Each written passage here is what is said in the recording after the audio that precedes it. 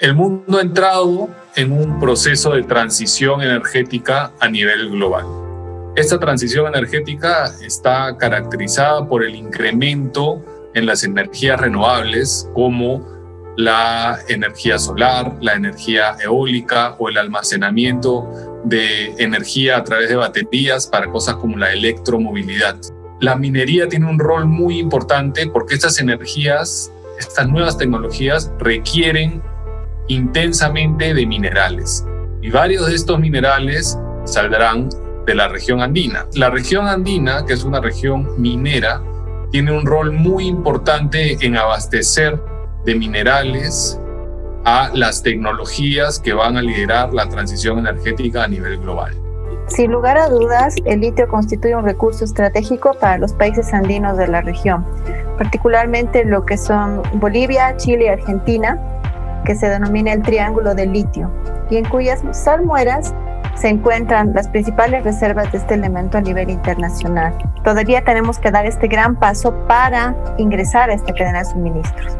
Y esto significa para Bolivia importantes decisiones en torno a la gobernanza. Por ejemplo, el tema de lograr consensos con actores claves del proyecto son necesarios y están pendientes. El tema de alejar decisiones y posiciones políticas en torno al proyecto y más bien donde prime la factibilidad técnica, económica y legal de este proyecto.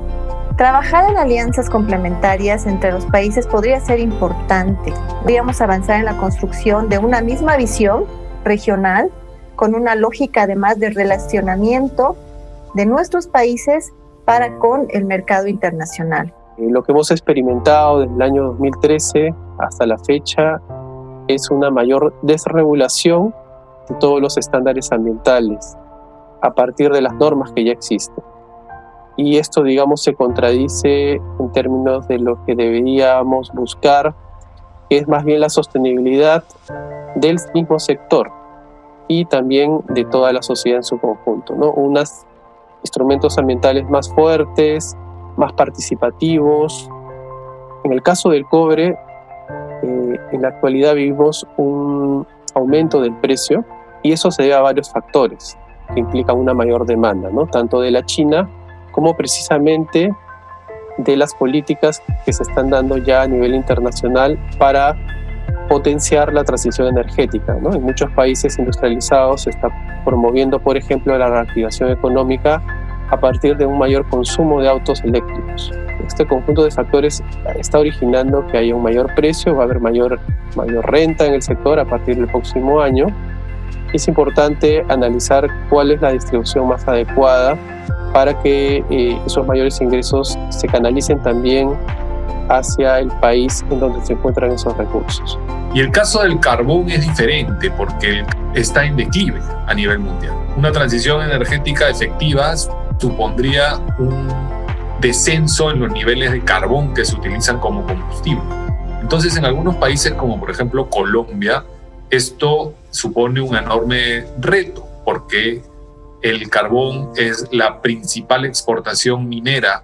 Por lo que vemos que inclusive en los escenarios más optimistas en que se proyecta una declinación de la demanda de los principales mercados del carbón térmico colombiano, que son Europa y Norteamérica, en donde ni siquiera los flujos comerciales de países emergentes como Turquía, China o la India pueden evitar un choque negativo sobre precios y consumo energético. Esto a pesar de que vivimos en un momento político de alineación de intereses entre el gobierno y la empresa para continuar la exportación de altas cantidades de carbón sin importar los bajos precios y en donde se ha favorecido la renovación de los principales contratos mineros de explotación. Y aunque parezca contradictorio, en departamentos como La Guajira y el Cesar, por ejemplo, se han radicado solicitudes de suspensión de actividades para ver el cumplimiento de obligaciones financieras y acuerdos locales, mostrando un déficit muy importante en la gobernanza de los recursos naturales. Si estos estándares sociales y ambientales se dan, ¿no es cierto?, hay una adopción masiva de la industria, uno podría pensar, ¿no es cierto?, que hay una mejora en la práctica general de la industria.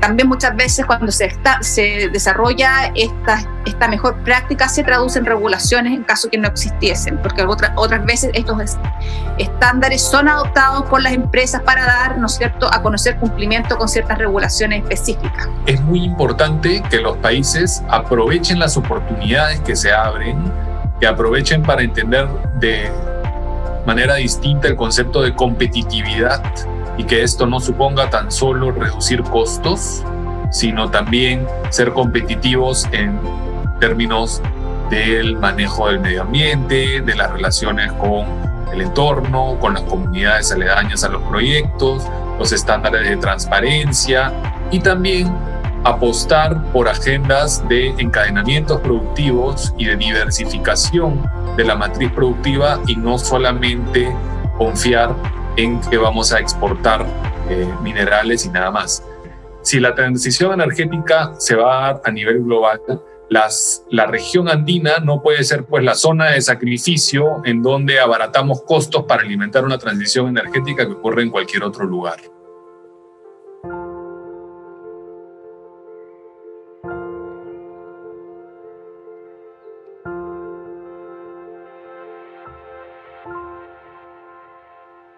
Buenos días nuevamente, bienvenidos, gracias por estar acá. Esta es la quinta edición de nuestra serie de minerales estratégicos, cadenas de suministro y desafíos de gobernanza en los Andes. Es un ciclo de capacitación dirigido a organizaciones de sociedad civil, pero abierto al público en general. Esta es una actividad que organiza el Natural Resource Governance Institute, NRGI, con apoyo de la cooperación alemana GIZ. Lo que acaban de ver quienes se conectaron desde el inicio es un video. Este ha sido el estreno mundial de este video que hemos producido desde NRGI, que hace pues la introducción al tema y que es un esfuerzo por pensar en el rol de la minería en los países andinos en la transición energética. Cómo la minería en los países andinos aporta, se ve impactada por la transición energética.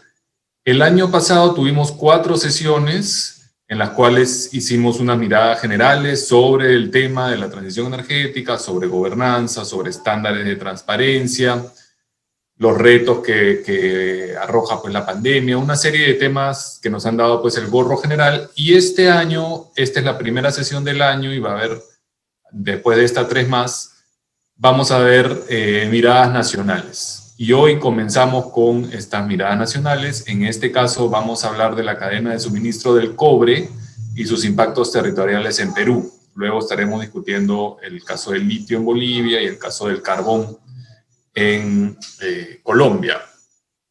Bien, entonces el cobre, como sabemos, es el commodity más importante, la exportación más importante que tiene el Perú, ¿no? Y Perú es el segundo principal productor de cobre después de Chile. Entonces es un tema altamente importante y que tendrá un rol importante además en la reactivación económica que esperamos ocurra pronto post pandemia. Bien. Lo que va a pasar a continuación es que yo voy a presentar al panel que nos acompaña. Tenemos un excelente panel hoy día. Va a haber una presentación y después dos comentarios. Y luego vamos a escuchar estas presentaciones y después al final va a haber un momento para hacer preguntas, para tener un intercambio y las personas que desean participar lo pueden hacer a través del chat o de la función de preguntas que hay en el Zoom. Esa va a ser la forma de hacerlo después de que se han dado las presentaciones. Muy bien. Entonces, la presentación principal va a estar a cargo de César Flores. César Flores es economista por la Universidad del Pacífico, magíster en antropología por la Pontificia Universidad Católica del Perú.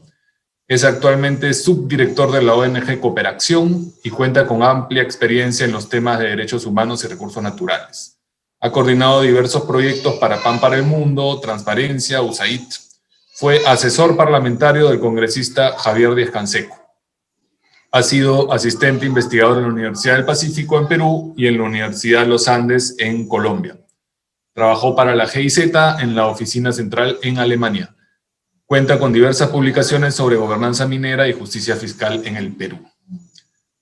Luego tendremos comentarios de Claudia Viale. Claudia es oficial senior de NRGI para América Latina, administra proyectos de investigación de la región, participa en actividades de asistencia técnica y desarrollo de capacidades. Su trabajo de investigación está relacionado con la gestión de los ingresos de la minería y los hidrocarburos en América Latina y la distribución de ingresos a los gobiernos subnacionales. Claudia tiene un Master of Science en Medio Ambiente y Gestión de Recursos de la Universidad VU de Ámsterdam. Es licenciada en Economía de la Pontificia Universidad Católica del Perú. Y finalmente tendremos los comentarios de Epifanio Vaca. Epifanio es magíster en Economía, con experiencia en investigación y docencia en temas de economía y desarrollo regional, descentralización y gestión pública, transparencia y rendición de cuentas de las instituciones públicas. Experiencia en análisis y seguimiento del sector extractivo en sus dimensiones económica, fiscal y socioambiental, principalmente de la minería. Es especialista en monitoreo a la generación, distribución y uso de la renta de las industrias extractivas, minería, gas y petróleo, en el Perú. Desde 2005 dirige el Sistema de Vigilancia de las Industrias Extractivas del Grupo Propuesta Ciudadana.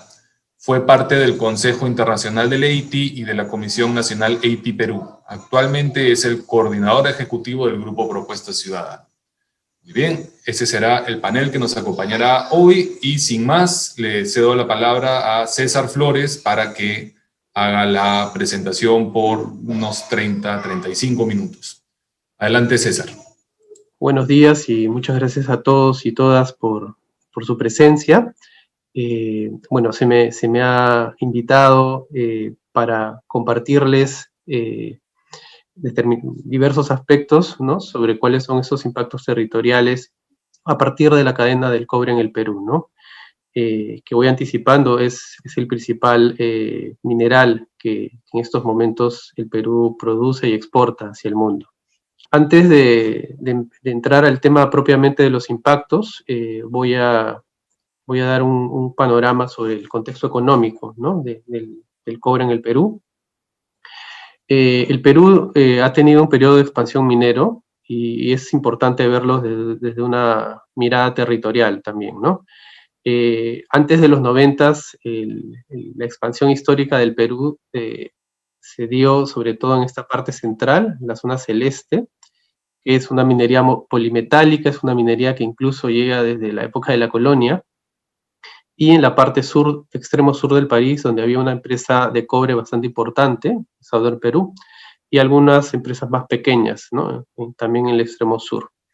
A partir de los 90s, con la liberalización de la economía y nuevas reglas en el sector, se produce un siguiente ciclo de expansión. Y durante la década de los 90, propiamente dicho, esta expansión se da en la parte norte, ¿no?, en esta zona de acá, sobre todo hacia la minería del oro, ¿no? También se añade en esta época una segunda mina de cobre importante, Antamina, hacia finales de la década, ¿no? Y hay una tercera fase de expansión que se produce ya luego de la década del 2000, especialmente a partir del 2000, de la década del 2010, que es producto del ciclo de precios, ¿no?, y las inversiones, nuevas inversiones que se dan a partir del boom de precios de cobre, y sobre todo se da en esta parte sur del país, ¿no?, que es todo el boom que ha habido a partir de la explotación del cobre. En las últimas 3 décadas, acá podemos ver también esta misma evolución, con estos primeros 2 picos en los 90s, con el efecto Yanacocha en oro, efecto Antamina en cobre, pero sobre todo este último efecto, ¿no?, con el cual ingresan 4 nuevas operaciones mineras específicamente del cobre, así como la ampliación de Cerro Verde, ¿no? Y esto originó que entre el año 2013 y el año 2017 la producción del cobre se duplique, ¿no? En el Perú eso se ha producido en un periodo muy corto de tiempo, ¿no?, entre el año 2013 y 2017, y ha originado, digamos, ha posicionado al Perú como uno de los principales productores de cobre en el mundo, ¿no? Acá vemos que a inicios de los 90s el Perú a nivel mundial ocupaba la 10ª posición como productor de cobre. A finales de esa década estaba ya en el puesto 5 y posteriormente ha oscilado entre el segundo y el tercera posición, ¿no? Una ventaja interesante, importante en el caso peruano, son todo el tema de los costos de producción, ¿no? El Perú, dentro de los principales 7 productores, y acá en el lado izquierdo podemos ver la tabla, tiene los costos de producción más bajos, ¿no? De 1.16 centavos de dólar la libra de cobre, ¿no? Digamos, el siguiente país es Chile con 1.44 en promedio. Y acá en este gráfico al lado izquierdo podemos ver estas diferencias, ¿no? Respecto al cuál es el cash cost o costo unitario de producción, ¿no? Esto provee una importante ventaja en tanto, digamos, el precio del cobre actualmente ya supera los $3, ¿no? Y vemos todo el margen que esto repercute y es favorable sobre todo en escenarios de bajos precios que hacen al país, digamos, rentable incluso en esas circunstancias. Sí. Digamos, en términos de posicionamiento del cobre, esto, como les mencioné, se ha dado sobre todo a partir de la década del 2000 y actualmente las exportaciones de cobre representan el 50% de toda la canasta de exportación, ¿no? Esto ha ido variando a lo largo del tiempo, como vimos digamos, el inicio del ciclo de liberalización promovió sobre todo o sea, se dio sobre todo en torno al oro inicialmente, y eso hizo que en 2002 el 39% de la canasta sea de exportación de oro, pero progresivamente el cobre fue ganando un lugar predominante, ¿no? Y esto va a continuar, digamos, uno puede observar la cartera de proyectos mineros futuros en el Perú, y ese es un dato de noviembre del 2020, y vemos que el 68% de la cartera está enfocada al cobre, ¿no? Entonces, esa tendencia va a continuar y posiblemente se va a acentuar en los próximos años. Desde la geopolítica de los recursos, y eso es importante también analizarlo, esta cartera de proyectos mineros está concentrada, diría yo, en 4 o 5 grandes jugadores, ¿no? Que en primer lugar está el Reino Unido, ¿no? Y estoy hablando acá de proyectos mineros de cobre, ¿no? En segundo lugar está México, a partir del Grupo México y sus operaciones en Perú. Y acá es interesante ver cómo China en los últimos años también se ha posicionado como un actor importante, ¿no? A nivel de cartera de proyectos en Perú. Le sigue también Canadá y Japón y también inversiones de capitales peruanos. Y un segundo elemento, que también relacionado a la geopolítica de los recursos, es ver cuál ha sido el destino de las exportaciones peruanas de cobre por país, ¿no?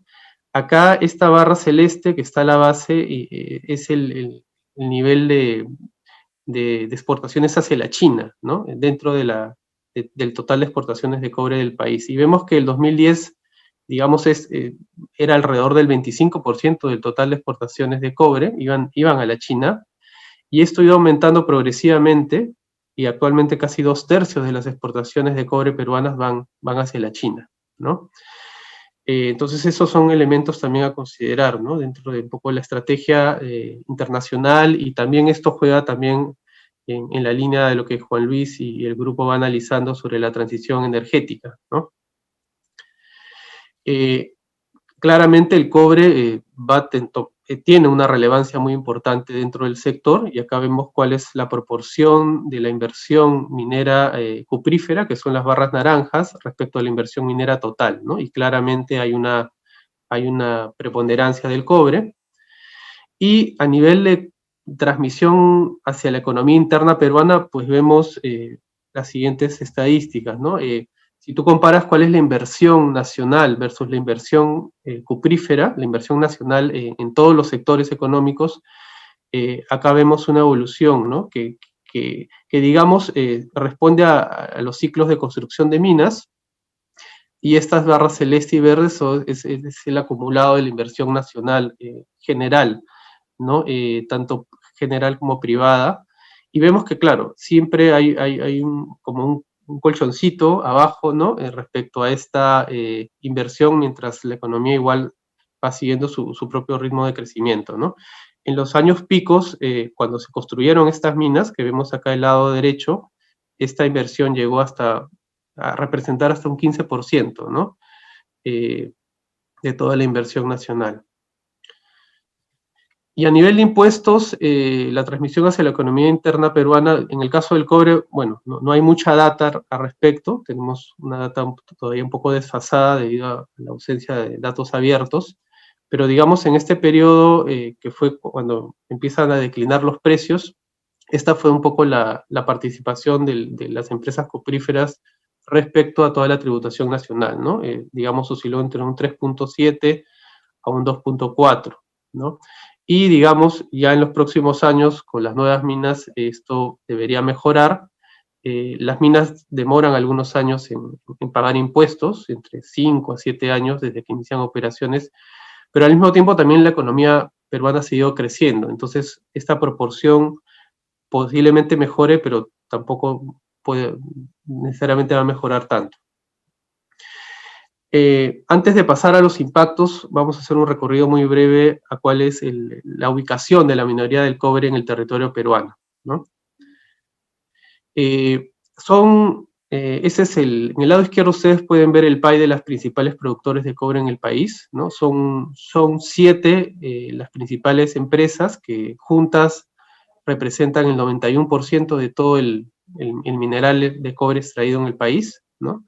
Acá tenemos Cerro Verde, liderada por Freeport, Antamina, que está conformada por un holding con BHP, Billington, Teck, Mitsubishi, Minera Las Bambas, de capitales chinos, Southern Perú, del Grupo México, Minera Chinalco, también de capitales chinos, Minera Antapacay, de Glencore, y Hatbay Perú, que es una empresa canadiense, ¿no?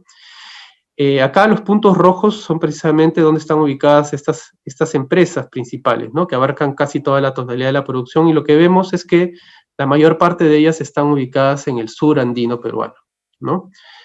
Acá esta parte jaspeada es una nueva empresa que Yabeco, que iniciará producción el próximo año. Y esta concentración de empresas en el sur del Perú precisamente ha originado que se cree lo que se conoce como el corredor minero del sur andino peruano, que básicamente es un corredor cuprífero, ¿no? Acá vemos las 4 de estas 7 empresas que utilizan una misma vía para el transporte del mineral, ¿no? Hasta el puerto de Matarán, ¿no? Esta concentración también ha venido generando una serie de impactos que voy a pasar a describir a continuación, y que es importante ir viéndolos con atención si es que buscamos pues que haya una sostenibilidad en el sector y también una coherencia con el desarrollo de la sociedad en el Perú. Pasando a los impactos locales de la cadena del cobre en el Perú, voy a iniciar con un panorama general, ¿no? Y es el tema de las concesiones mineras y el territorio. En el Perú ha habido una enorme expansión de las concesiones mineras. A inicios de los 90s, como vemos acá en el gráfico izquierdo, las concesiones mineras representaban 2.2 millones de hectáreas, ¿no? Y actualmente esto ha subido enormemente y actualmente en el 2020 ha llegado a 18 millones de hectáreas concesionadas, ¿no?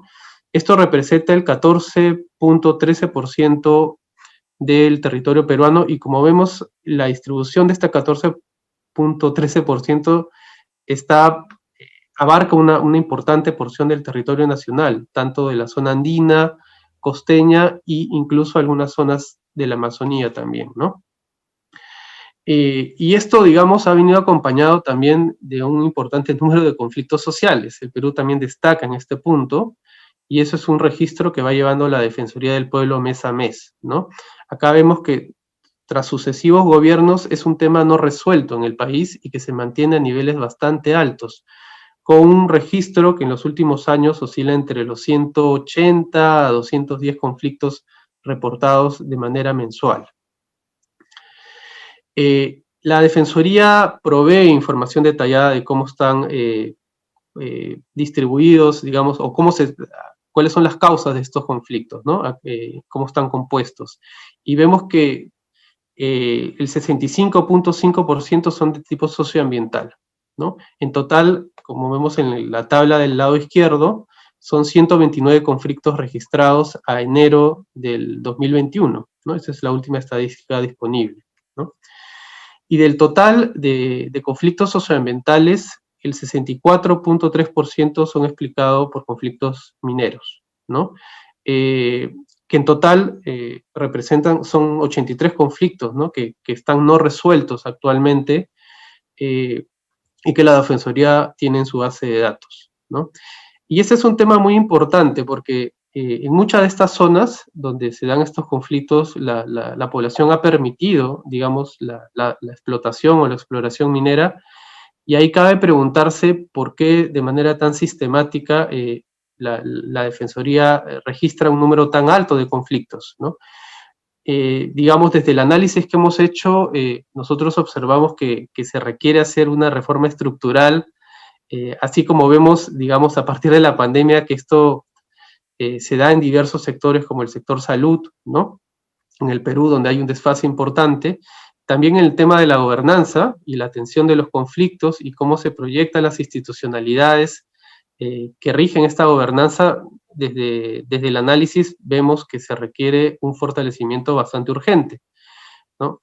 Y digamos, ahí hemos identificado algunas líneas, ¿no? Que están muy vinculadas a la cadena del cobre y directamente vinculadas, que deben ser fortalecidas, y esto, digamos, varios de estos puntos ustedes los pueden revisar también en este estudio de casos sobre la gobernanza del cobre en el Perú, que fue en la cual yo fui colaborador, y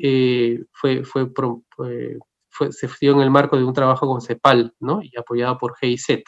Entonces son 6 puntos, ¿no? La propiedad y derechos mineros, certificación ambiental, la regulación del uso del agua, la consulta previa en minería, la administración de justicia y orden público, y también el tema de renta minera, ¿no? Son algunos puntos centrales que requieren un fortalecimiento en su institucionalidad, requieren reformas en el esfuerzo de revertir este número tan importante de conflictos.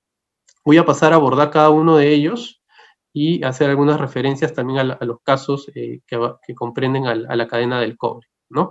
En el tema de propiedad y derechos mineros, ahí es importante manifestar que en el Perú hay una suerte de derechos en competencia, ¿no? Las concesiones mineras se superponen a derechos de las propias comunidades, a derechos en zonas de protección ambiental, e incluso hay una superposición entre distintos sectores económicos, ¿no? Y en general, en el Perú no hay una política de planificación del territorio con niveles de priorización. Tampoco hay normativa que genere la protección de recursos estratégicos, digamos, de cara al cambio climático, ¿no? Como el tema del agua. Y propiamente en el caso minero no hay una comunicación, llamémosla correcta, ¿no? Sobre cuáles son estas zonas concesionadas hacia las propias comunidades, ¿no? Se determina que debe haber una publicación en un periódico en el distrito en donde está la concesión, pero esto muchas veces se hace de maneras paralelas, ¿no? Con algunos afiches a veces en el municipio distrital, pero digamos no hay una carta, no hay una comunicación directa a la comunidad, ¿no? Acá, bueno, hay una plataforma web que hemos diseñado en Cooperacción, donde ustedes pueden ver estas superposiciones, y les voy a compartir algunos ejemplos muy breves, ¿no? Este es el caso, lo que se ha identificado es que hay 1.589 comunidades campesinas que tienen alguna superposición con concesiones mineras, y esto representa el 35% de su territorio, ¿no? Este caso de acá es el caso se ha extraído una imagen de Apurímac, ¿no? Las manchas más claritas son territorio comunal, y las manchas rojas y amarillas son concesiones mineras, y se observa, ¿no? Claramente esta superposición, ¿no? Esta es una región con un fuerte liderazgo en lo que es la producción de cobre, ¿no? Y acá también se ve otro caso de superposiciones, ¿no? De concesiones con zonas de protección ambiental. Esta es la Reserva Paisajística Noryauyos-Collas, al norte de Lima, que el 7% de su territorio también presenta esta superposición. Y acá este es un caso también más interesante en el sentido de que hay varios sectores económicos superpuestos a la vez, ¿no? Tienes las manchas moradas, verdes son lotes petroleros, las manchas rojas y amarillas pequeñas son concesiones mineras, y las líneas que se ven acá delineadas son concesiones forestales, ¿no? Entonces tú ves distintos sectores también compitiendo por un mismo territorio. El segundo tema es el tema de la certificación ambiental, ¿no? Y ahí vemos casos digamos, reiteradas también quejas también por parte de la ciudadanía, ¿no? Había una continua desregulación ambiental desde el 2013 sobre la base de un intento de simplificar al sector, ¿no? Pero en la práctica también se ha desregulado el sector, ¿no? Y el caso más conocido es la creación del instrumento de gestión ambiental conocido como ITS o Instrumento Técnico Sustentatorio, que entre otros elimina la participación ciudadana y también reduce la evaluación de impactos sinérgicos entre componentes mineros, al ser evaluaciones que empiezan a dividir la aprobación a partir de componentes más pequeños, ¿no? Esto, digamos, este tema en detalle lo pueden ver en esta publicación, ¿no? Flexibilización ambiental en el Perú, el abuso de los ITS en el sector minero, y si acá se han dado casos bastante llamativos, ¿no? Como el caso de las Bambas, por ejemplo, donde a través de un ITS se trasladó la planta de molibdeno y la planta de filtros que trata el cobre desde una provincia a otra, ¿no? Sin, digamos, simplemente recurriendo a este instrumento, sin participación, y posteriormente, digamos, sí han habido quejas de la población, ¿no? Respecto a emisiones de gases, respecto al incremento de la huella ambiental. Tampoco contamos en el Perú un sistema de evaluación de impactos acumulativos, ¿no? Que vaya incluyendo varias unidades mineras a la vez. Y esto es importante resaltar porque la cadena del cobre se está concentrando en el sur del país y cada vez hay más empresas más aledañas, por así llamarlo, y que van generando estos impactos acumulativos. Y digamos, este tipo de evaluación es importante incorporarla en la legislación peruana, ¿no? Porque claramente va a haber, este efecto se va a ir dando cada vez con mayor claridad. Y por último, digamos, hay también varias deficiencias en términos de participación ciudadana, ¿no? Hay algunos temas que deben ser reestructurados, como se debería permitir que la opinión ciudadana también para la definición de los TDRs, que son los términos de referencia de los estudios de impacto ambiental. Y otro tema que es clave, ¿no? Es que el Estado no da información ni asesoría técnica a la ciudadanía sobre los procesos de aprobación de los EIAs, ¿no? Digamos, cuando el EIA ya está concluido, el proceso informativo lo hace la propia empresa y el Estado se abstiene por un tema de no querer mostrar parcialización. Sin embargo, este tema, digamos, no está bien diseñado, en tanto es muy difícil para la ciudadanía entender estos elementos técnicos de los EIA, ¿no? Y debería tener un acompañamiento claro en este aspecto. Ahí, digamos, la aprobación del Acuerdo de Escazú en el Perú hubiera permitido precisamente este punto, ¿no? Porque obliga, digamos, a que el Estado dé asesoría y acompañamiento técnico en este espacio de diseño de los estudios de impacto ambiental. En el tema de regulación del uso del agua, acá hay dos puntos centrales, ¿no? En la autorización del agua en minería en Perú, desde hace algunos años está desvinculada de los consejos de cuenca hídrico, ¿no? Son precisamente unas instancias, instituciones que ven la cuenca hídrica en su conjunto, ¿no? Antes sí tenían que dar opinión y esto se ha retirado de la legislación. Asimismo, un tema central y que repercute, digamos, en un adecuado manejo y sostenibilidad del sector es la escasa información sobre recursos hídricos, ¿no? Que proveen las instituciones como LANA, la Autoridad Nacional del Agua, o el ALA, que es la Autoridad Local del Agua. En el Perú contamos con muy pocas estaciones meteorológicas e hidrológicas y básicamente eso no permite lograr la construcción, el análisis de balances hídricos, ¿no? Con información óptima. Tampoco hay información histórica y es difícil hacer proyecciones, que es muy importante al momento de que las empresas mineras también ingresen a esos territorios, ¿no? Y tampoco hay información suficiente para definir las cabeceras de cuenca, que son áreas de protección, de acuerdo a la legislación peruana, ¿no? No existe información hidrológica sobre agua subterránea, acuíferos, y este conjunto de carencia de información, digamos, y producción de información claramente repercute en contra de un adecuado manejo, ¿no? del recurso de manera integral, ¿no? Con el espacio y los otros actores. En el tema de consulta previa, en el Perú la consulta previa ya se crea en el 2011, ¿no? Con una ley, se autoriza, digamos, el convenio sí estuvo firmado, el convenio 169 de OIT estuvo firmado desde los 90s, Y, digamos, hay una particularidad, es que la consulta se realiza sobre la autorización de inicio de operaciones, tanto de explotación como exploración. Pero esto, digamos, se realiza cuando ya todas las autorizaciones previas, que ya son las más importantes, ya han sido aprobadas. Y prácticamente ya están cerradas y digamos, esta consulta simplemente es para verificar que esas autorizaciones previas ya estén consumadas, ¿no? Y esto genera un enorme problema porque no permite dar opinión sobre procesos previos, como por ejemplo la aprobación del estudio de impacto ambiental. También hemos visto durante esta pandemia algunos intentos por rebajar estos estándares, sobre todo a nivel de exploración, ¿no?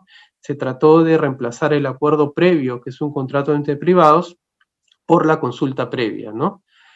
Cuando en realidad la consulta se da sobre la autorización que está dando el Estado y no es un contrato, digamos, de tipo privado.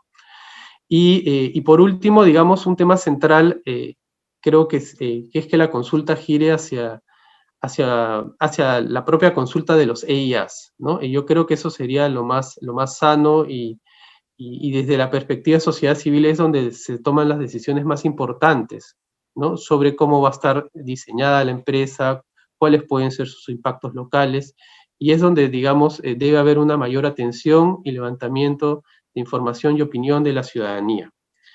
En el tema de administración de justicia y orden público, en el Perú hemos vivido esta combinación de 3 elementos críticos y que ha estado muy vinculada a la cadena del cobre, ¿no? Sobre todo al corredor minero del sur andino, ¿no? En primer lugar, digamos, en el Perú están permitidos los convenios entre empresas mineras con la Policía Nacional del Perú, ¿no? Y varias de las empresas mineras de cobre del Perú, en el sur andino, precisamente han tenido estos convenios con la policía, ¿no? Y esto ha generado una suerte de deslegitimación, desconfianza hacia la propia policía y hacia su rol, sobre todo en situaciones de conflicto, ¿no? Muchas veces, por ejemplo, los procuradores de la misma policía son los que dan información a la fiscalía para investigar a estos líderes luego que se han producido las protestas, ¿no?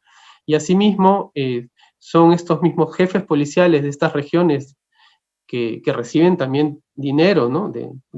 A partir de los convenios, porque los convenios implican un pago adicional al salario que tienen los policías en la región donde está la mina. Estos directores de policía son los que han determinado que se declaren vía informes que ellos preparan los estados de emergencia, ¿no? Ese es un mecanismo que se usó en el corredor minero del sur andino, donde, digamos, hay 4 empresas de cobre, desde el año 2015 y se empezó a extender de manera sistemática, ¿no? Y a lo largo de toda esta carretera se suspendían los derechos fundamentales amparados en la Constitución, como la libertad, la seguridad personal, la libertad para movilizarte, reunirte, todos esos aspectos que, digamos, en estos tiempos de la pandemia los estamos viviendo en todo el mundo. Eso lo ha estado viviendo la población en el corredor minero del sur andino, que es un corredor cuprífero desde hace varios años.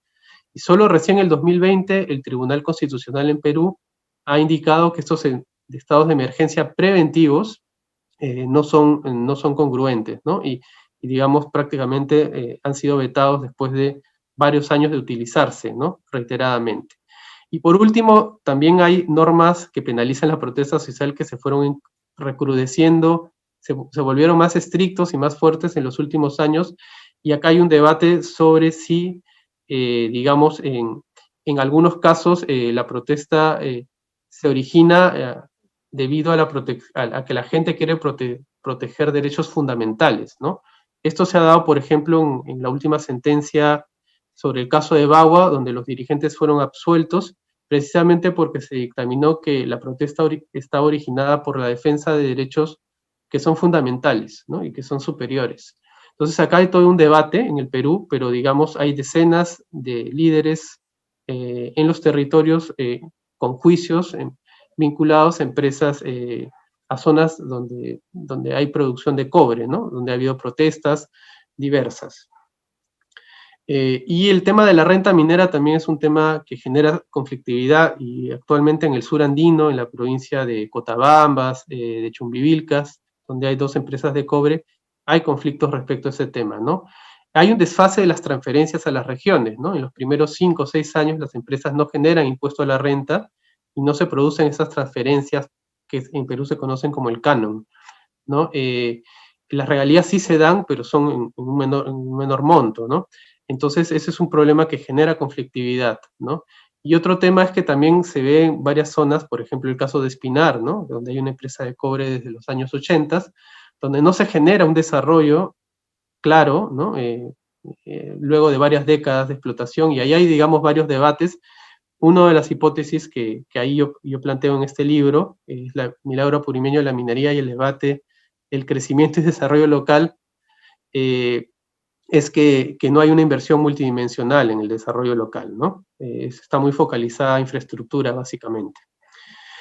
Algunas reflexiones adicionales y finales a partir de algunos casos, ¿no? Casos relacionados a empresas cupríferas.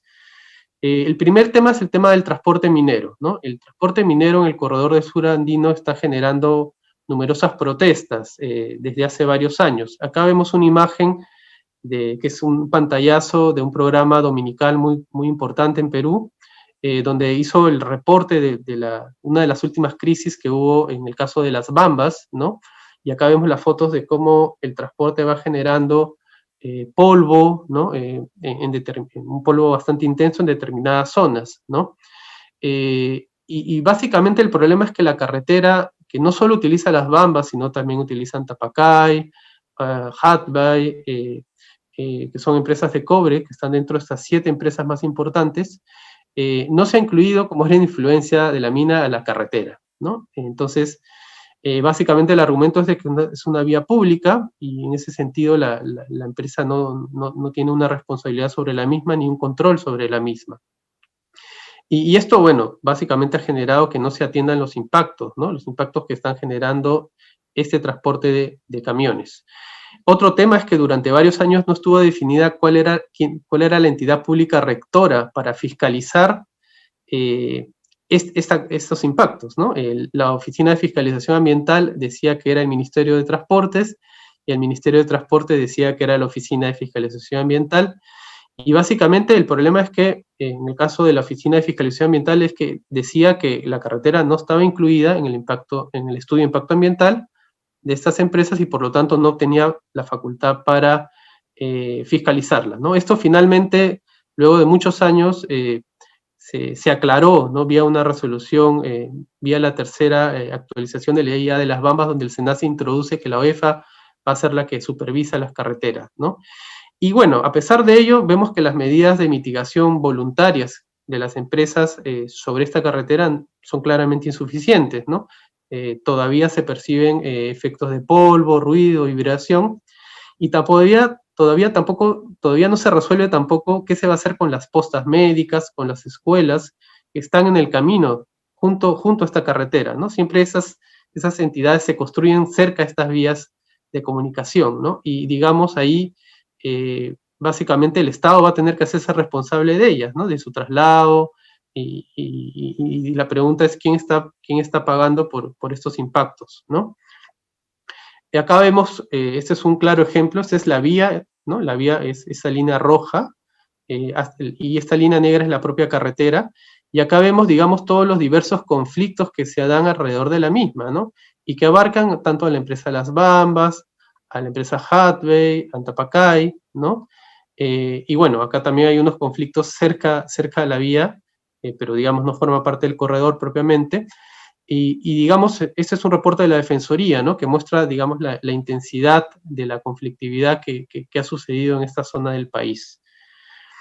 Y un segundo punto clave, a partir de casos concretos, es el tema del reasentamiento, ¿no? En el Perú no contamos con legislación para reasentamientos. Acá tenemos la imagen del nuevo poblado de Morococha, de la mina de cobre Toromocho de Chinalco, y acá tenemos también el reasentamiento de Fuerabamba, que es la comunidad donde está, digamos, la explotación de las bambas, ¿no? Ambas empresas de cobre. Y lo que vemos que, bueno, en el Perú no tenemos una legislación de reasentamientos y no se ha visto, digamos, con rigurosidad que hay una garantía de restitución de la situación inicial en la que se encontraba la población, ¿no? Desde el punto de vista económico, social, cultural. Tampoco se ha visto que se garanticen todos los derechos colectivos que deben garantizarse, como por ejemplo abordar todo un enfoque intercultural, ¿no? En el caso de Nueva Fuerabamba, por ejemplo, vemos, se han denunciado muchos casos de personas de mayor edad, personas ancianas que, digamos, les ha chocado mucho este cambio de vida, ¿no? De una vida mucho más rural a un enfoque de vida que claramente no presenta un enfoque intercultural, ¿no? Y un tema que es un poco más delicado es que en Perú no se han incorporado estándares internacionales que existen, ¿no? Como del Banco Mundial o el BID para reasentamientos, ¿no? Y ahí vemos una falta de debida diligencia de varias empresas, ¿no? Para interiorizar estos estándares que ya existen a nivel internacional, ¿no? En el Perú, adicionalmente, el Ministerio de Inclusión Social es la entidad rectora para reasentamientos, sobre todo carreteras, ¿no? O traslados, pero actualmente y en los últimos años no tiene rectoría para opinar sobre los EIAs, ¿no? Y cuando ha habido EIAs, reasentamientos indicados en los EIAs, digamos, no ha tenido la rectoría para poder opinar y dar sugerencias, ¿no? Y un último caso que se está viendo también en casos de cupríferos es que se está buscando reemplazar el reasentamiento comunal por compras individuales de tierra, ¿no? A las comunidades, ¿no? Y este es un mecanismo también para eludir, digamos, el reasentamiento minero. Un tercer punto punto final, es el tema de salud, ¿no? Cada vez el Perú tiene más de 7.000 pasivos ambientales mineros identificados que provienen de larga data, ¿no? Desde la época de la colonia y hasta la actualidad, ¿no? Y cada vez en el Perú se ha hecho más evidente los casos de contaminación en la salud por metales pesados, ¿no?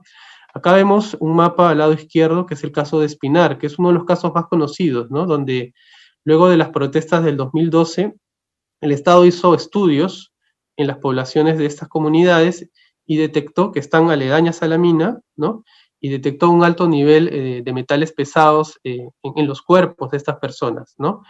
Y digamos, ha habido toda una discusión acerca de la causalidad, ¿no? Pero lo concreto es que no se ha establecido en el Perú políticas para abordar este tema, ¿no? Dentro del sector lo que se plantea es que se debe incluir una línea de base en salud en la población de las zonas de influencia directa, ¿no? Esto no existe actualmente, pero sí debería incluirse, ¿no? Una base de datos en salud en el estudio de impacto ambiental, ¿no? Con el que se aprueba la operación minera, ¿no?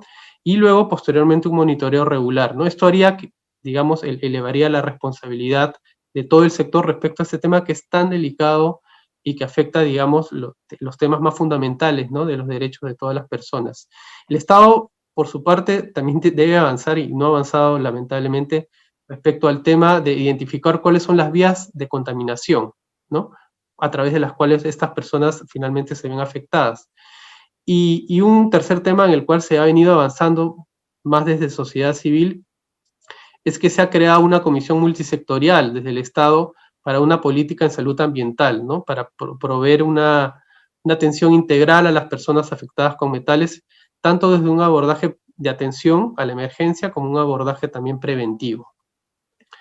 Estas son algunas publicaciones sobre estos casos en específico, ¿no? Que ustedes también pueden revisar si quieren profundizar en estos casos que he mencionado, ¿no? El caso de la carretera, y bueno, vinculado a las Bambas y otras empresas, el caso de los metales pesados, la salud pública en Espinar. Estas dos publicaciones muestran el origen de estos casos, ¿no? Y también una cartilla que hicimos sobre asentamiento en el Perú, que incluye también toda esta mirada de estándares internacionales, ¿no?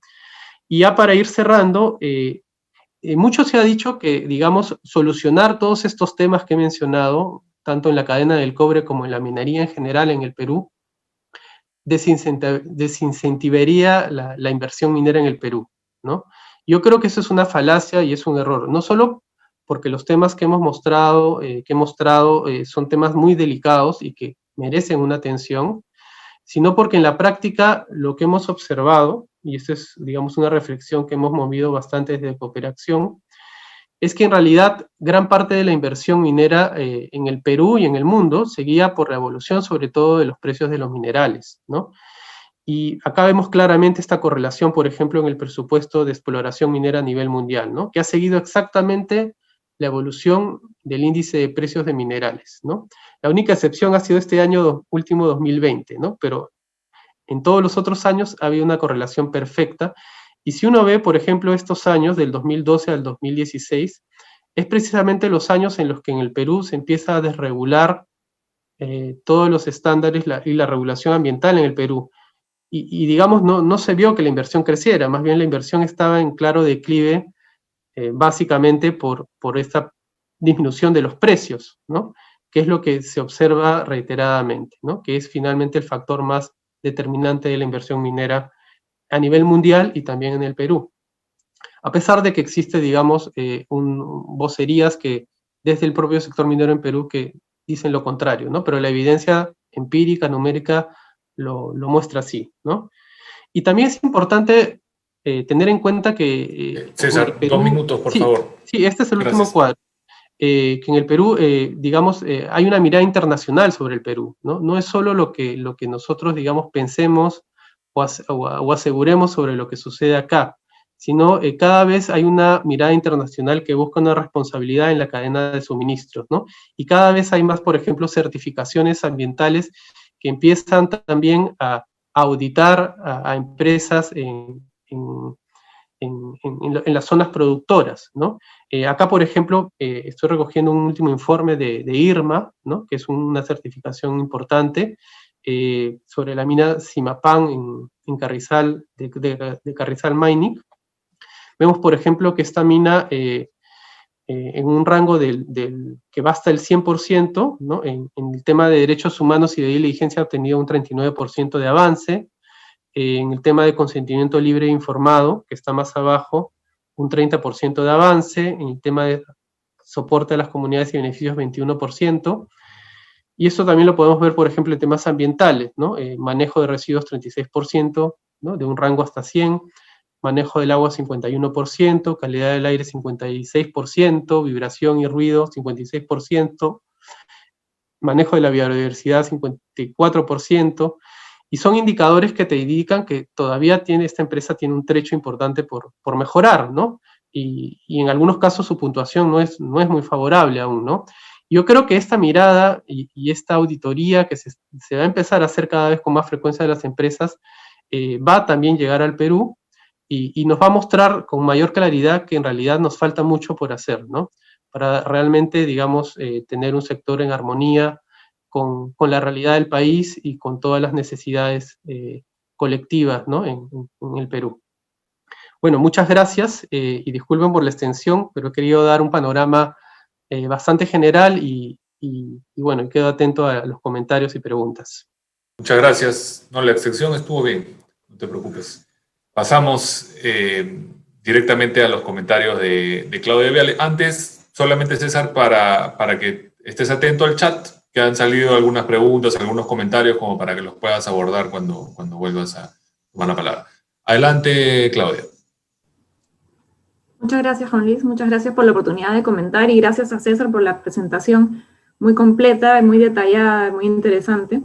Bueno, tú has dado en realidad bastantes detalles sobre la situación peruana, entonces yo lo que quería con mi comentario era poner esto un poco en contexto usando este enfoque de la cadena de suministros global, ¿no? Lo que César nos cuenta es, digamos, lo que sucede en el país desde que comienza la cadena en la parte de la extracción. Seguimos hacia adelante con un nivel, en el caso del cobre, de procesamiento bastante limitado, ¿no? En el Perú se exporta concentrado de cobre en la mayoría, entonces se hace un procesamiento mínimo, después se pasa al transporte, que también nos ha contado César que hay ahí un tema crítico, llega al puerto y se embarca, y de ahí el cobre, digamos, sigue una cadena en la que lo compra un comprador que es como el primer uso, que es una transformación de ese cobre concentrado a otros productos de cobre como cables, como otros tipos que se van a usar después más abajo en la cadena, ¿no? Entonces ahí hay un primer comprador, después hay un segundo comprador que ya es una industria downstream que lo convierte en un proyecto que se consume finalmente, ¿no? Que puede ser chips de celulares, pueden ser las mismas laptops, vehículos, ¿no? El cobre tiene muchos usos distintos, es un metal muy versátil, ¿no? Entonces ahora les voy a enseñar un cuadro, digamos, de los diferentes usos, Pero el tema ahí es que esa cadena, desde que sale del puerto del Perú hacia adelante, va a influir mucho en las decisiones de lo que pasa acá. Y entonces la idea que yo quería comunicarles y que me queda en la cabeza, digamos, sobre este tema es que tiene mucho que ver con el momento en el que estamos y la perspectiva hacia adelante, ¿no? Y bueno, acá les tengo que confesar que mis perspectivas hacia adelante después de un año de pandemia son bastante pesimistas, como muchos de ustedes me imagino, pero lo que claramente se ve es que la demanda del cobre está cambiando. Estaba cambiando desde antes, ya se venía una transición energética global que hace crecer la demanda del cobre porque este mineral se usa para los distintos elementos de la transición energética, como vehículos eléctricos, por ejemplo.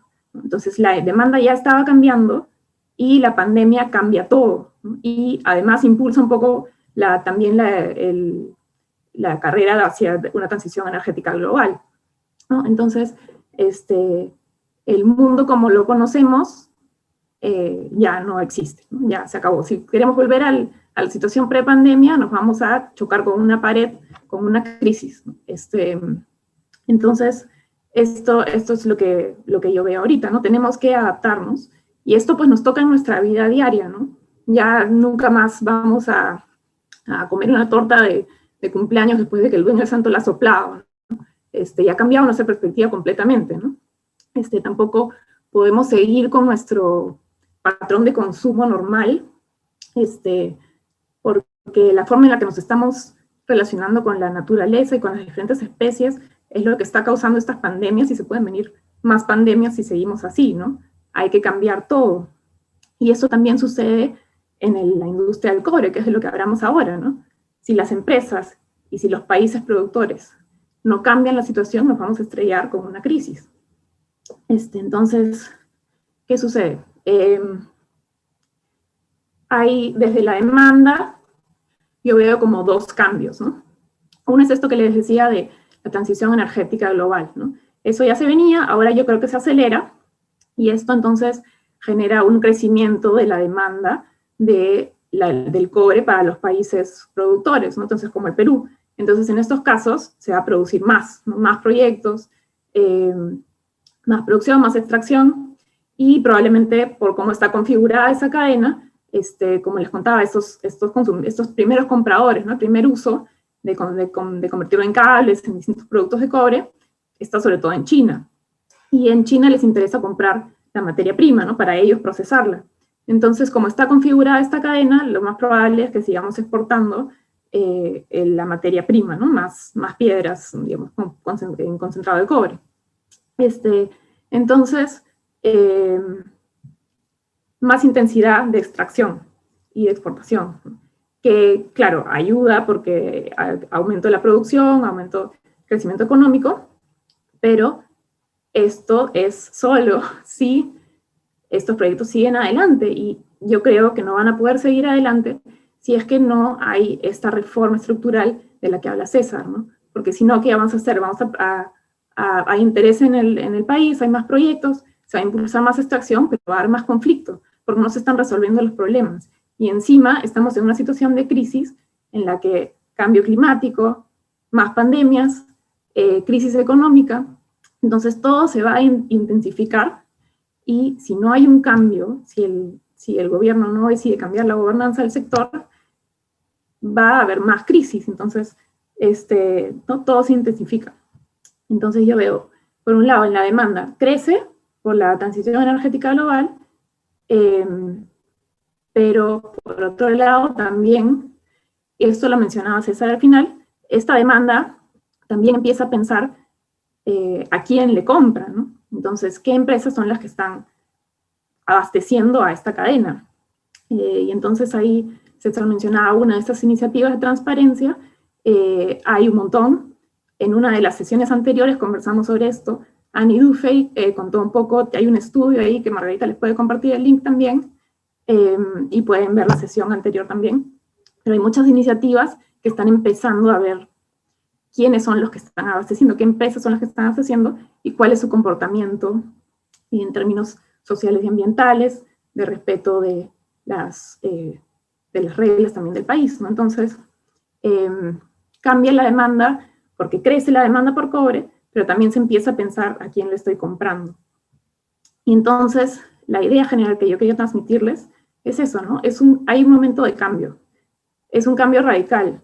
Entonces, hay que cambiar también las empresas que no cambian su comportamiento, por un lado, y los países productores que no mejoren su gobernanza, se van a chocar con un muro, ¿no? Entonces, esa es la idea central que yo quería comunicarles. Gracias. Excelente, Claudia. Muchas gracias. Le damos la palabra ahora a Epifanio. Buenos días con todos y todas. Gracias por la invitación. Muy interesante la presentación que nos ha hecho César, muy completa, y la primera reacción, digamos, que me provoca es la presentación de César en los distintos niveles de la cadena de valor de la industria. Muestra para nuestro país los enormes desafíos que tendremos o tenemos que enfrentar, o la industria tiene que enfrentar, para llegar a esta deseada minería del siglo XXI, a la que tú, Juan Luis, has hecho referencia en tu introducción, es decir, una minería competitiva en el sentido más amplio de la palabra, no solamente económica, sino una minería que respete los más altos estándares en materia social, ambiental, respeto de derechos humanos. Entonces, muestra una agenda muy desafiante, muy amplia, pero cuando, digamos, vemos la realidad de nuestro país, lo que constatamos, lo que yo constato, es una fuerte reticencia de los empresarios, del sector, digamos, del privado, para primero reconocer y luego aceptar que esos desafíos existen. Y por el otro lado tenemos un Estado que se mueve entre el desinterés, digamos, la indiferencia, y en buena parte probablemente cooptado por el sector, digamos, por las empresas, y que no tiene, pues en esas circunstancias, digamos, ¿qué va a pasar? Entonces tenemos estas iniciativas a la que se ha hecho referencia, como este grupo de diálogo, RIMAI, que no sé cuánta posibilidad tenga en la definición de por lo menos una agenda básica que nos oriente hacia ello, o tal vez los cambios vengan, como conversábamos en una ocasión anterior, más bien por el lado de la demanda, es decir, que sea el consumidor, los demandantes de minerales que vayan imponiendo exigencias crecientes a la industria, ¿no? Eso como un primer comentario de carácter general que me provoca la presentación de César. Luego,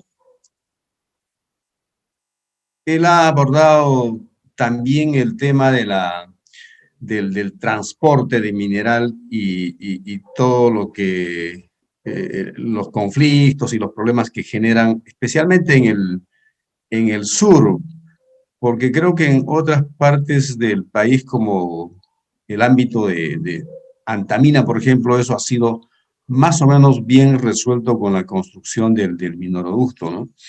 Entonces, en el sur, efectivamente yo coincido en que el tema, y más en el ámbito de las Bambas, el tema del transporte es un tema crítico en la cadena de suministro de la industria. Pero justamente ese ejemplo, esa problemática del transporte del mineral, lo que nos muestra es esta característica de nuestro Estado, un Estado que no ha planificado ni tiene interés por planificar Es decir, se tiene la información de que de aquí a los próximos 10 años, al 2030, están previstas inversiones por 25, 26 mil millones de dólares en minería en el sur, y muchas de ellas son en Apurímac, Puno, Arequipa, Cusco. Sin embargo, desde el Estado no asoma una iniciativa, digamos, para ver cómo organizo esa infraestructura de transporte para esta industria, vinculándola con los intereses también del resto de la economía de este territorio. Entonces, la información que llega es que el Ministerio de Energía y Minas está evaluando a ver cuánto puede costar la construcción de un ferrocarril. La minera, por otro lado, dice que también está evaluando a ver si es posible, si es factible la construcción del mineroducto.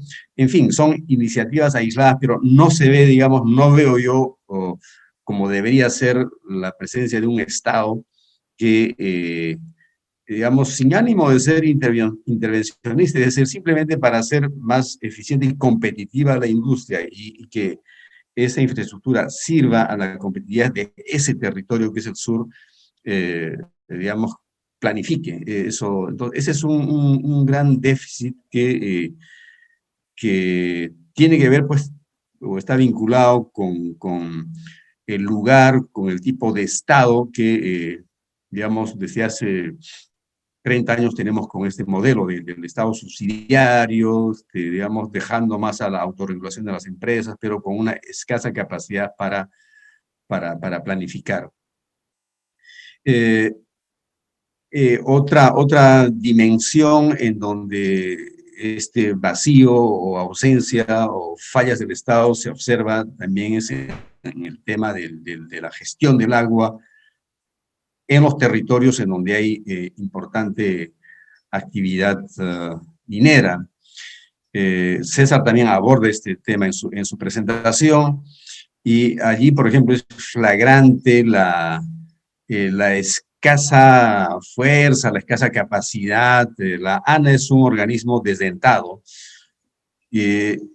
por tanto, digamos, y esto en el sur es más dramático porque en el sur, sobre todo en la parte costa, el estrés hídrico es tremendo. Entonces, en esos territorios lo que ocurre, teniendo una entidad del Estado como esta, es que las empresas, digamos, manejan prácticamente a su parecer, de acuerdo a sus intereses, este recurso, ¿no? Con una escasísima capacidad del Estado para supervisar, menos para generar información, hacer seguimiento al uso de este recurso. Nosotros hicimos un estudio hace 3, 4 años para el ámbito de Sauder, y era clarísimo que Sauder, en la gestión del recurso hídrico me refiero, me hacía pensar en las haciendas de hace 50, 60 años, en donde eran los dueños del territorio. El Estado era un invitado más en el territorio. Luego, la otra dimensión que quisiera comentar yo es el que tiene que ver con la renta. Porque creo que ese es mi punto de vista. Si en algo hay que exigirle un aporte efectivo a la industria minera, es en la generación de renta. Es ahí donde creo yo su aporte debería ser más significativo, y eso es lo que en general, mirando los últimos 20, 30 años, ha venido fallando por la naturaleza de nuestra política tributaria que conocemos. Y yendo al caso específico de las bambas, por ejemplo, a mí me llama la atención que ya han pasado 5 años y todavía las bambas no genera utilidades, no declara utilidades, por tanto no hay canon minero, y esa es efectivamente una causa digamos, de conflictos. Yo tiendo a pensar que hay que posiblemente los conflictos y todo esto generan costos y explican o contribuyen también, pero hay otros factores, me parece, por los datos que hemos estado viendo, que me hacen pensar más bien en mecanismos de elusión que las empresas están utilizando, manejando este mecanismo de la depreciación acelerada o inflando costos financieros, de tal modo que para mí es por lo menos de sospecha que ya habiendo transcurrido 5 años y posiblemente esto se postergue a 6 o 7 años, las Bambas no generan renta. Es decir, una de las minas de los yacimientos más grandes que había ahí ya se está terminando y todavía las Bambas no ha generado utilidades que permitan que el canon minero llegue a ese territorio. Y obviamente lo que han salido frente a eso son parches, como el adelanto mentiroso del canon, porque fue simplemente un préstamo que el MEF dio a tasas de mercado a los gobiernos regionales y municipalidades, y cuya deuda ahora se ha acumulado. En fin, hay nuevamente un manejo así, digamos, poco inteligente también desde el Estado sobre este tema, ¿no? Y yo, digamos, el 2020 es un año complicado, pues, siguiendo con el tema de la renta, y ya el 2020, digamos, el canon se redujo en 22% por lo ocurrido el año 2019, y este año esa caída va a ser sin duda mucho más grande, ¿no? Porque nosotros hemos estado mirando los estados financieros de 6 empresas, de las cuales, salvo Sauder, a la que no le ha pasado casi nada durante la crisis, van a ver drásticamente disminuidas sus utilidades del año 2020. En el 2021 eso mejorará con los precios que se han recuperado de manera sustancial, eso también hay que decirlo, ¿no? Entonces, allí me parece que hay un tema en donde el rol de la SUNAT para controlar elusión tributaria, el rol del mismo Congreso para, digamos, ver el tema de la tributación minera. Nosotros, desde el Grupo Justicia Fiscal, tenemos un planteamiento de, por ejemplo, regresar a la regalía calculada sobre las ventas, como ocurre por la regalía contractual en las Bambas, pero eso tendría que ser extendida a nivel nacional para que el Estado pueda obtener más renta, que es lo que corresponde, como decía, ¿no? Y yo voy terminando mi comentario haciendo una relación entre un poco en la línea de lo que ha señalado Claudia, es decir, hay una crisis sanitaria, una crisis económica tremenda. Digamos, desde el Ministerio de Economía se está asignando un rol de motor principal en la reactivación al sector minero. Entonces, la pregunta es si el sector va a estar a la altura. ¿Tiene sentido pedirle todo eso al sector minero cuando, digamos, lo que estamos viendo que una característica principal de esta crisis es el masivo desempleo que ha generado? Entonces, pensar en que la minería ciertamente puede contribuir con lo limitado que significa en generación de empleo, directo, indirecto, y con las limitaciones de su aporte a la renta. Entonces ahí yo pienso que se está generando una sobreexpectativa de lo que puede dar este sector, ¿no? Entonces, la pregunta es, final, así como está el panorama político, ¿es posible esperar cambios frente a estos desafíos a los que César hace referencia en su presentación?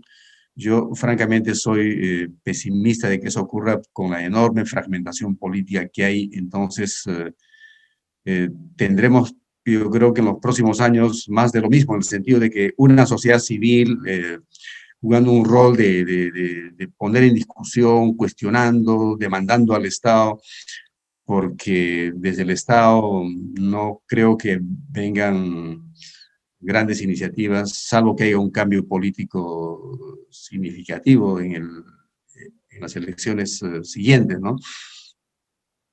Nada más, gracias. Gracias, Epifanio. Excelente. Sí, a mí me ha pasado algo con mi computadora que se ha congelado, antes que me he metido por el teléfono, no sé bien si se están viendo dos imágenes mías, si eso está ocurriendo, lo siento.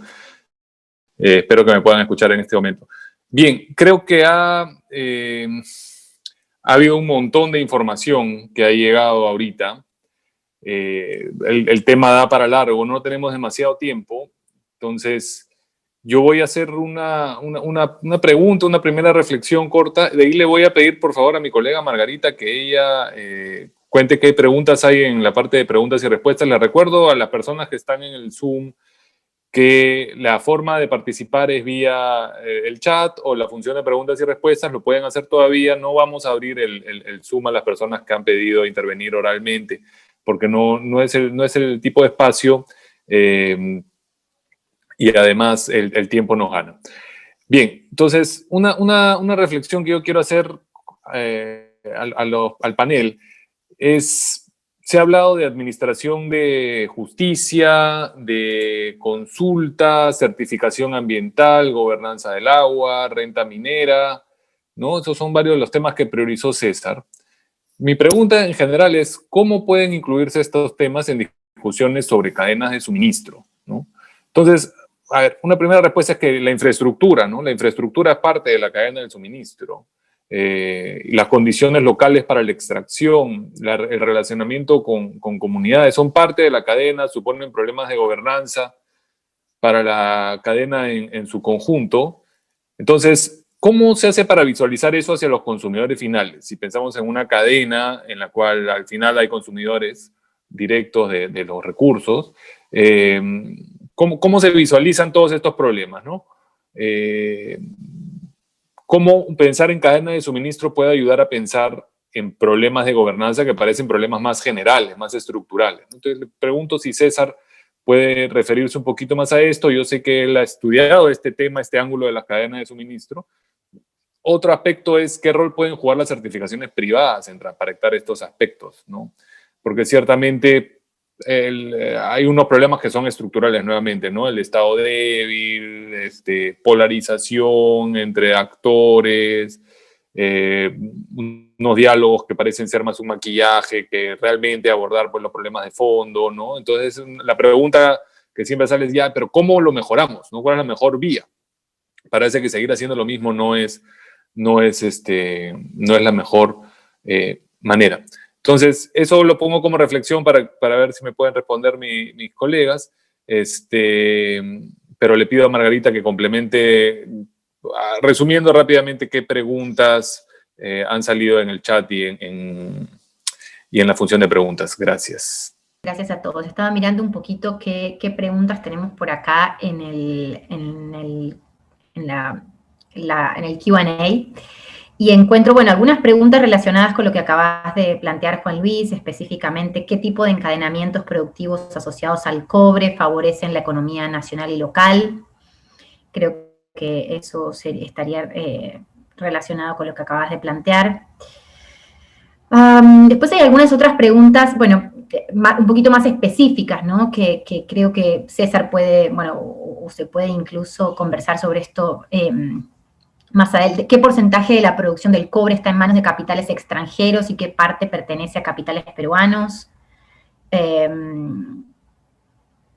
¿Y cuál es el estado de transformación industrial del cobre en el Perú? Si existen iniciativas para cambiar esta situación en el futuro cercano. Yo creo que todas las preguntas son bastante amplias, muy interesantes y de alguna manera tocan desde diferentes ángulos todos estamos discutiendo, al menos en el Q&A. Voy a mirar un poquito, no quiero bombardearlos con todas las preguntas a la vez, así que por ahí si quieren ir respondiendo y voy a ver un poco cuáles son las otras preguntas que están surgiendo en el chat, aunque en el chat también hay más como una discusión que creo que puede ser interesante después, sobre la que puede ser interesante reflexionar. Creo que por ahora les dejo para que aborden por ahí estas preguntas. Ya volvió mi conexión. Perdón por eso. Gracias, Margarita. Entonces, lo que haríamos en el tiempo que queda es darle la palabra a César y luego brevemente también a Claudia Epifanio para comentarios finales. Gracias, Juan Luis, y gracias por los comentarios. A ver, voy a tratar de responder a tus dos preguntas y también algunas que he recogido del chat, ¿no? Lo primero es que en realidad, digamos, nos toca hacer un abordaje de estas reformas estructurales desde un enfoque de la cadena, pero también desde las fases, ¿no?, que tiene un proyecto minero, ¿no? Entonces hay una combinación ahí de dos elementos, ¿no? Entonces, por ejemplo, el tema de la certificación ambiental, ¿no?, incluye las fases, ¿no?, la fase de exploración, fase ya de explotación, pero digamos ahí, digamos, una de las carencias es que no se incluye a toda la cadena en la certificación, ¿no? Entonces ahí tienes una dualidad, ¿no? No se incluye, por ejemplo, la parte del transporte, salvo que la carretera sea privada, ¿no? Solo en ese caso sí se incluye dentro del estudio de impacto ambiental, ¿no? Otros temas como la consulta previa también, ¿no? Están vinculadas, por ejemplo, a las fases, ¿no?, tanto la fase de exploración como de producción.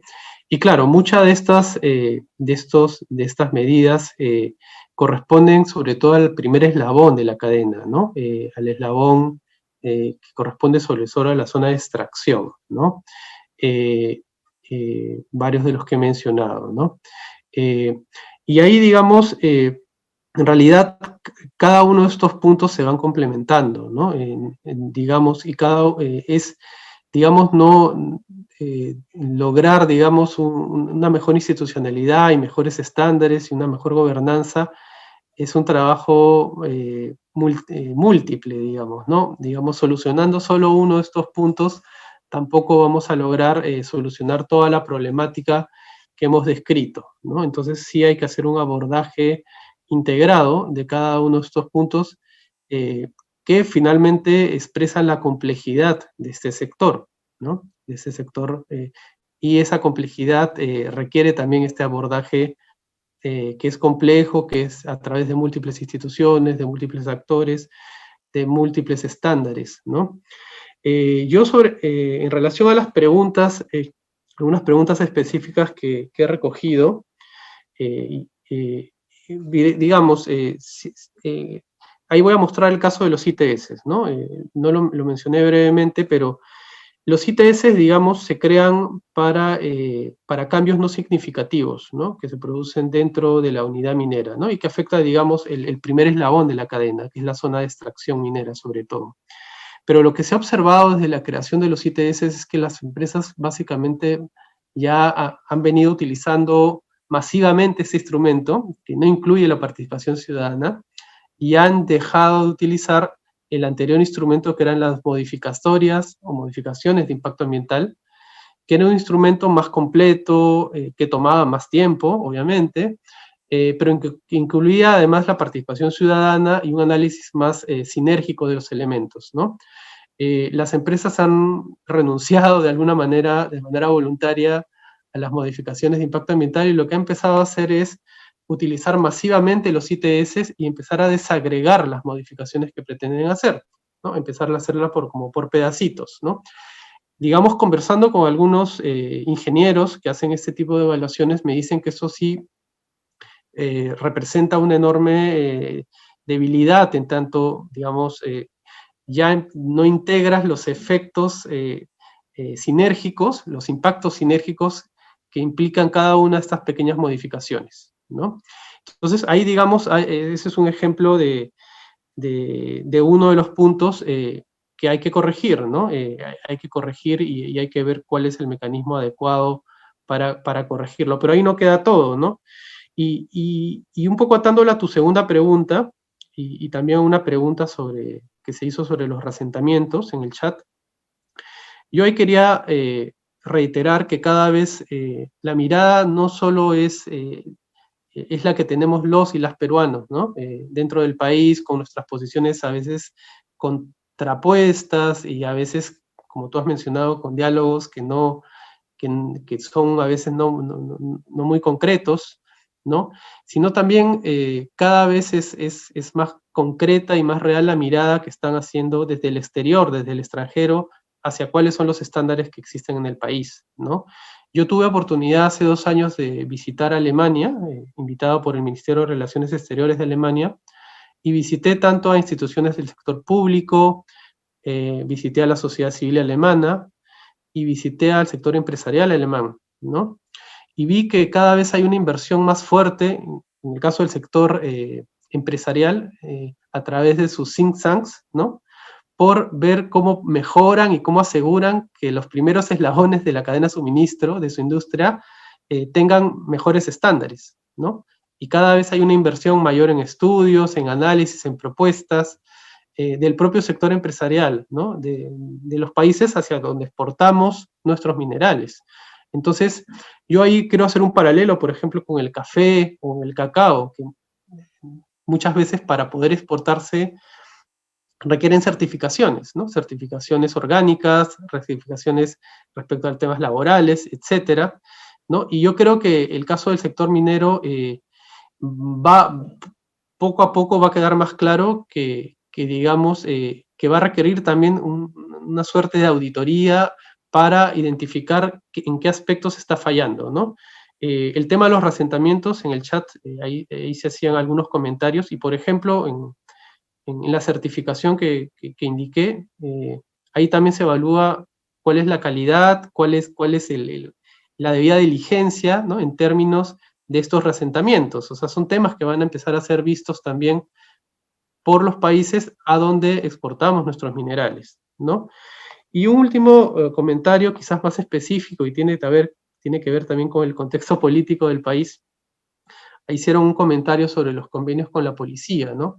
Quizás, bueno, para el público internacional, el Perú pasó hace unos meses, en noviembre, por un momento político complejo, ¿no? Hubo numerosas protestas y una reacción de la policía, digamos, que está en investigación, ¿no? Y que produjo el fallecimiento de varias personas durante estas protestas ciudadanas, ¿no? Debido a un intento, digamos, de golpe de Estado, que es una interpretación bastante amplia en el país, ¿no? De lo que sucedió. Y digamos, siempre el tema de la reforma policial está ahí, ¿no? Y yo quería ahí señalar que estos convenios entre empresas y la policía peruana efectivamente se pagan al Ministerio del Interior, pero para quienes hemos podido leer estos convenios, implican una bonificación para los policías y para los jefes de las direcciones regionales en donde están estas operaciones mineras. O sea, su sueldo se incrementa, ¿no? Con este pago que hacen las empresas, y luego son estos mismos jefes de direcciones regionales los que hacen los informes pidiendo estos estados de emergencia preventivos, o es la misma Procuraduría del Ministerio del Interior la que empieza a actuar de manera muy activa en los procesos judiciales contra líderes sociales, ¿no? Entonces, yo ahí quería dejar en claro que esa es la realidad, ¿no? Y yo ahí sí coincido, ¿no? Con Epifanio. Vivimos en un país en el que hay muchas resistencias, ¿no? Muchas resistencias, ¿no?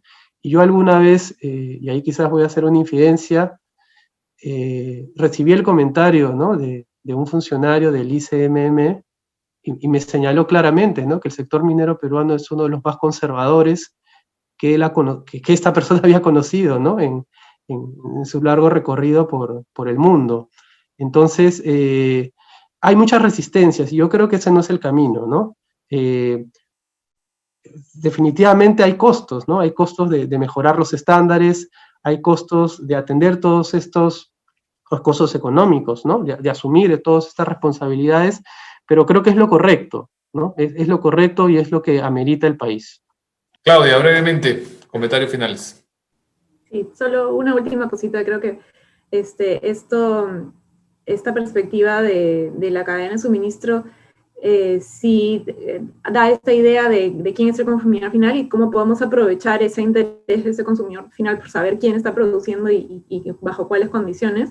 Y entonces ese cambio en el comportamiento de la empresa que viene por esa exigencia del consumidor es ciertamente una oportunidad, pero creo que no se debe dejar solo a eso, ¿no? También está esta necesidad de un cambio en la gobernanza de los países productores mismos, ¿no? Y entonces es una combinación, ¿no? De ver no solamente la cadena y qué pasa hacia el final, sino también esta parte inicial y esta parte inicial de la extracción que mencionaba César, que incluye toda esta parte previa de los EIAs y del relacionamiento con la población, y eso también es clave. Entonces creo que me parece que es una combinación entre los dos, mejorar el resultado en los impactos en el territorio, de qué es lo que pasa, ¿no? Ambas partes. Muchas gracias. ¿Epifanio? Sí, Juan Luis, brevemente dos cosas que han preguntado por el chat. La primera es en relación a uno que escribe, dice que las Bahamas sí está pagando utilidades y no, la respuesta es que no, digamos, lo que paga es regalía contractual, no utilidades aún. La misma empresa ha dicho que Canon habrá posiblemente el 2022, 2023, pero el tema de fondo ahí me parece es que creo que como una propuesta sería interesante avanzar hacia la transparencia de los costos, es decir, tratándose de la explotación de recursos no renovables, creo que tiene sentido, no es una cosa radical, digamos, demandar que haya transparencia de costos, que las empresas transparenten sus costos, de ese modo saber cuál es, pues, mirando un conjunto de variables, su aporte tributario. Y sí, o sea, no solo hay que demandar pagos de las empresas, también es necesario mirar qué se hace con los recursos que llegan a través del canon. Ese es todo un problema enorme. Y finalmente, también preguntan sobre si hay espacio para políticas de encadenamientos productivos. La respuesta es que sí hay, pero nuevamente desde las iniciativas existentes hoy, por ejemplo, en Arequipa, miran los encadenamientos más centrándose en la competitividad de la industria, de la empresa, y no así mirando el aporte que a través de encadenamientos productivos la industria minera puede generar desarrollo territorial, ahí donde se instala. Entonces, ahí sí hay espacio para políticas públicas. Lo que pasa es que eso no, digamos, por el tipo de Estado que tenemos, como que no se ejerce, ¿no? No hay iniciativas de ese tipo que yo conozca. Gracias. Bueno, gracias al panel, a César, a Claudia, a Epifanio, a Margarita por cubrirme, a Ana por hacer que esto ocurra. Creo que ha sido muy interesante. Muchas gracias al público asistente por sus preguntas, sus comentarios, sus reflexiones en el chat. Me parece que el tema da para mucho más. Claramente no lo hemos agotado aquí. Viendo los intercambios que ha habido, me hace pensar que así como tenemos una serie de webinars sobre minerales en los Andes y la transición energética, deberíamos tener una serie de webinars sobre el cobre, tal vez, y ver todos estos diferentes aspectos, ¿no? Que hay información que aparece como contradictoria y que apunta a que hay un reto muy, muy grande de un producto de exportación muy importante.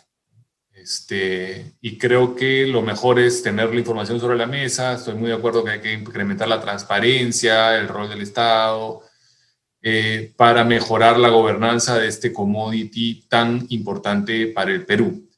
Solamente quiero terminar invitando a todos y todas a que se inscriban en las siguientes ediciones de esta serie. La siguiente es el 24 de febrero a las 9 de la mañana. Vamos a hablar sobre carbón en Colombia, que es otro desafío complejo, diferente en su naturaleza, y eso será, nuevamente les digo, el 24, y espero que se puedan conectar. Nuevamente, muchas gracias por estar aquí y seguimos en contacto. Que pasen un bonito día. Hasta luego.